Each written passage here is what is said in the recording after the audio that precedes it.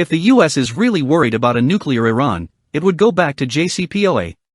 The US keeps fear-mongering about the dangers of the possibility of Iran acquiring nuclear weapons. Yet it doesn't rush to return to the JCPOA, suggesting the real fear of Iran stems from a completely different origin. Tehran has repeatedly reaffirmed its readiness to return to respecting its obligations under the Joint Comprehensive Plan of Action, JCPOA, if the US lifts economic sanctions against Iran imposed by the Trump administration. However, US President Joe Biden's hesitancy on the matter has led to a diplomatic deadlock and resumption of hostile rhetoric. The Obama-era JCPOA, or Iran nuclear deal, was designed, from a Western perspective, to prevent Iran reaching a nuclear weapon.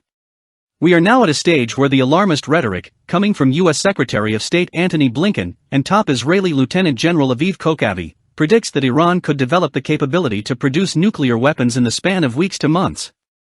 The question then would be, if there is truly a genuine fear of Iran quickly producing a nuclear bomb and potentially using it, then why would the US not be scrambling to re-enter the deal?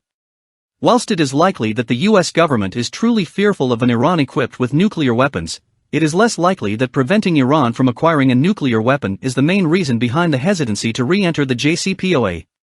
Instead, it seems that two other primary goals of the US, Israel, and their Western allies, are driving the hardball diplomatic stance of Washington, the same two issues which were the priority of the previous administration.